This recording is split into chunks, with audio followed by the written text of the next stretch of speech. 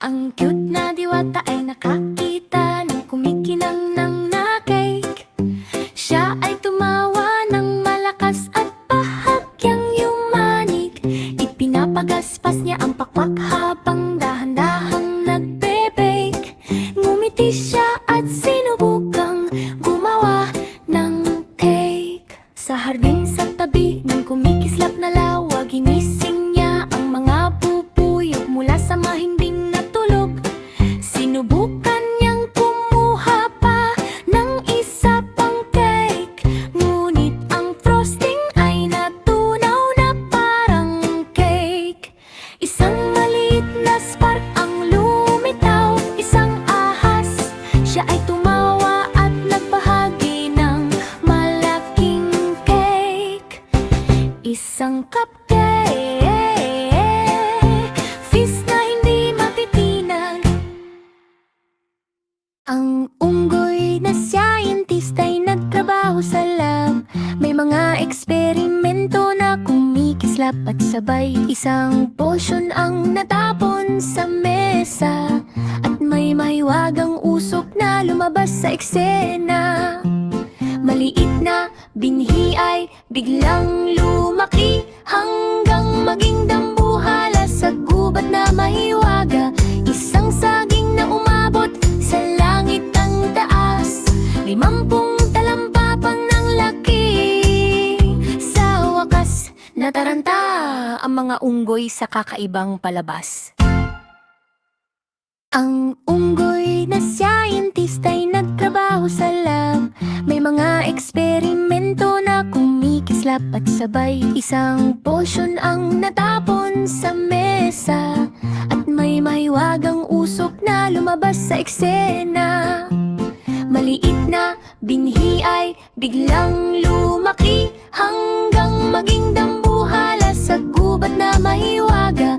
Isang saging na umabot sa langit ang taas, 50 talampapang ng laki. Sa wakas, nataranta ang mga unggoy sa kakaibang palabas.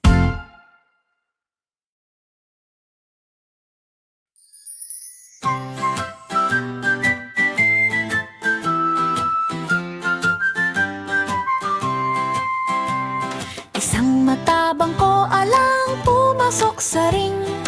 May kumpiyansang galaw at malakas na swing. Sumigaw ang tao nang tumunog ang kampana, sa makukulay na ilaw ng buong arena. Dalawang malalaking kalaban ang naglaban, habang lupa ay umuga na parang alon. Ang koala ay bumangga ng may steady na lakas, at isang galaw lang ay agad na nagwakas. Sumabog ang sigawan sa buong paligid, habang gintong medalya ay kuminang sa dibdib. Ang tagumpay ay parang panaginip na tunay.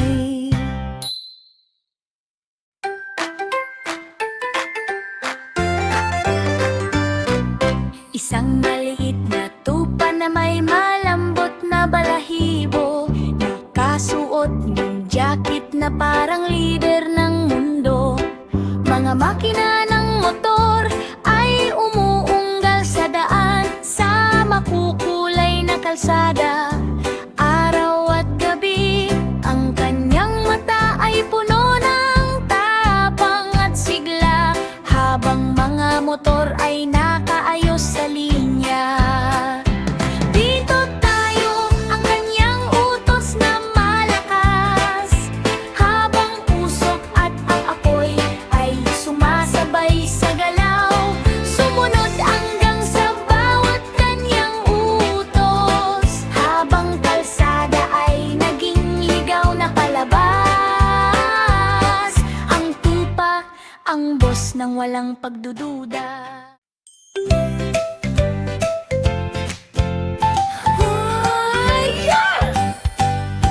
Si Donkey ay nagsanay sa him araw-araw.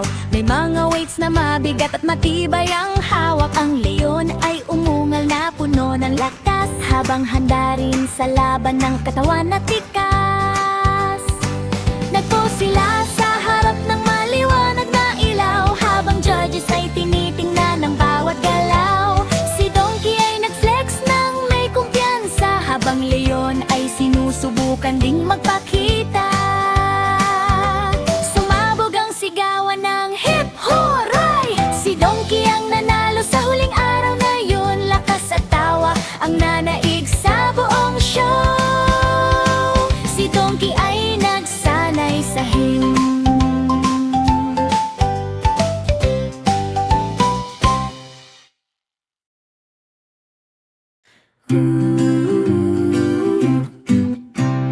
Isang matabang tuta sa kubirta, may bilugang mata na puno ng sigla, makukulay na alon sa malawak na dagat, habang barko ay lumulutang sa ulap. Umikot ang barko sa alon na malakas, habang si Agul's ay sumasabay sa galak. Maliit na paa ang suot na sombrero, ang buong crew ay masayang totoo. Kuminang ang kayamanan sa gintong liwanag, sa ilalim ng langit na maliwanag. Ang tuta ay kapitan ng barkong masaya.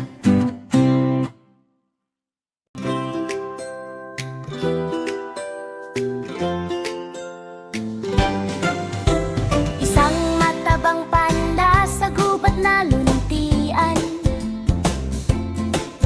may bambugon na hawak ng mainggan.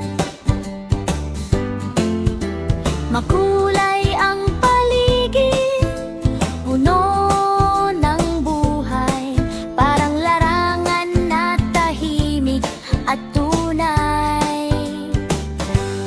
Ang kanyang mata ay matalas at tiyak, tinututok ang dagat na parang patak. Mga puno ng kawayan ay sumasayaw, habang tahimik siyang gumagalaw. Pop! Tumama ang target sa hangin, ngumiti ang panda at yumuko ng mainahon. Nagdiwang ang gubat sa mahinang sigaw.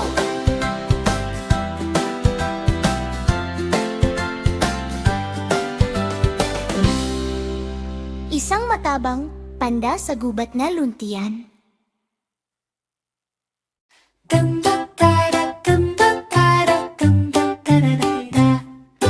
Tumakbo ang baka sa malawak na bukirin, habang magsasaka ay humahabol sa likuran.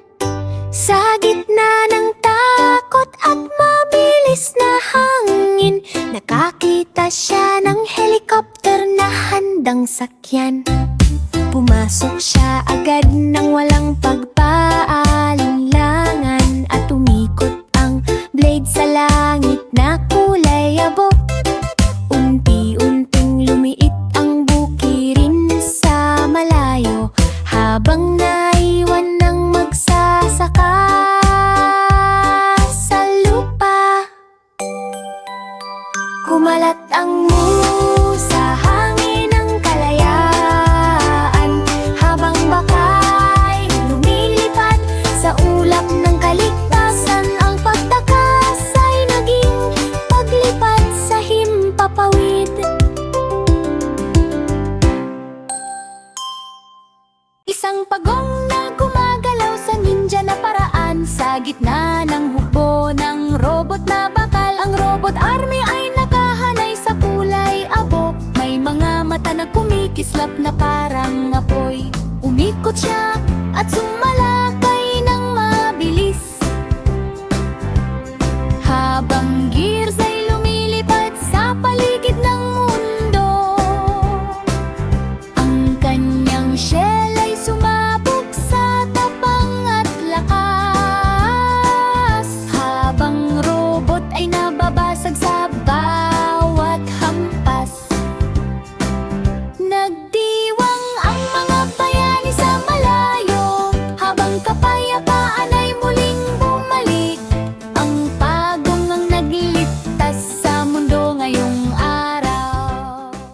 jackal. Isang jackal ang sumakay sa tangke ngayong araw. Sa gitna ng buhangin na maliwanag at mainit, ang mga gulong ay dumudurog sa bato at lupa.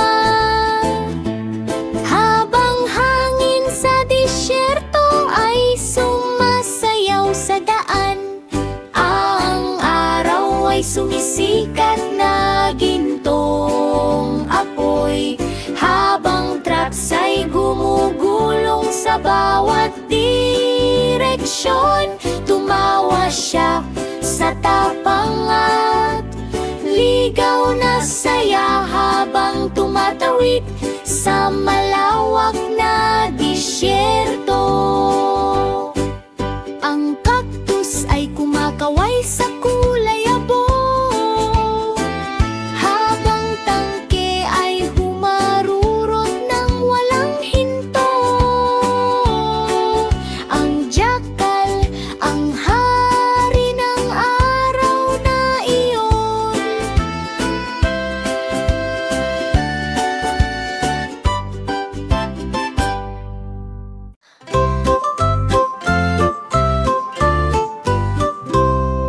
Isang maliit na daga ang nagbantay sa mabatong daan. May helmet na kumikinang sa liwanag.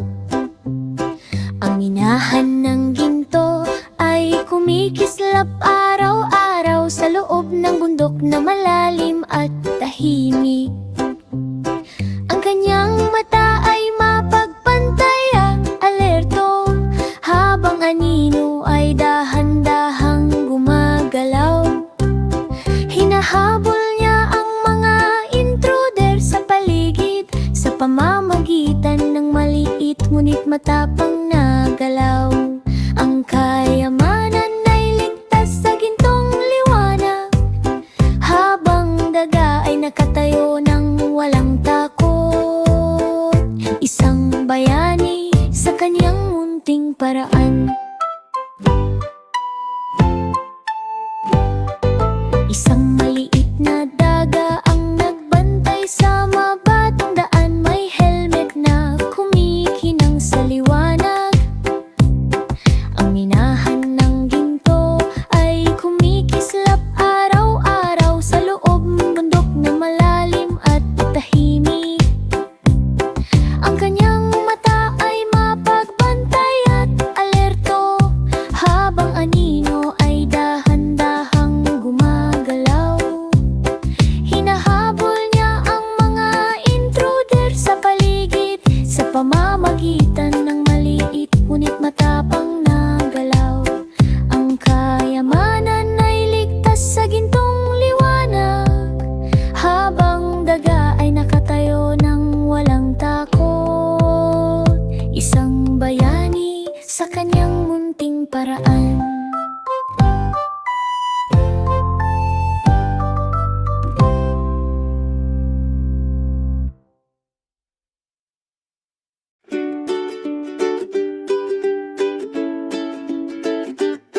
Sa kailaliman ng dagat na malaya at payapa, ang sirena ay lumangoy na may kislap ng saya.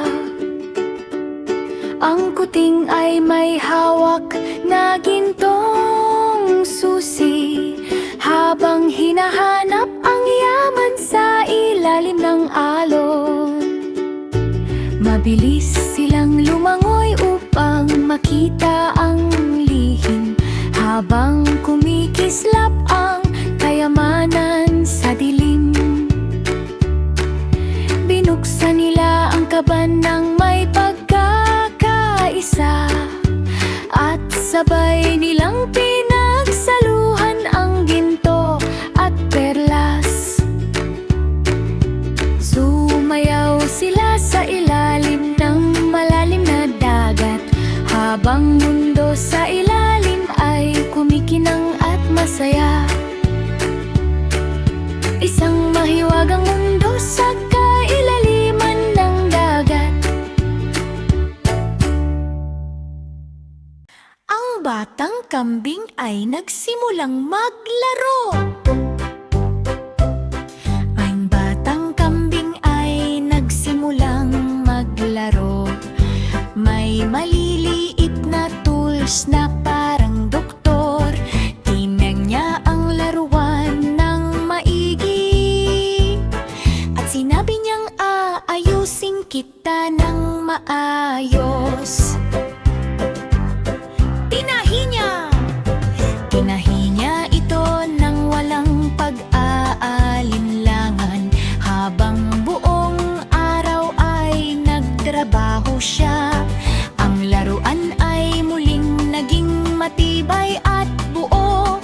Habang kambing ay ngumiti ng masaya, ang pasyente ay muling nakatayo, handa nang maglaro sa bagong buhay. Isang mahinahong gawain ng paggaling. Ang batang kambing ay nagsimulang maglaro. May laro?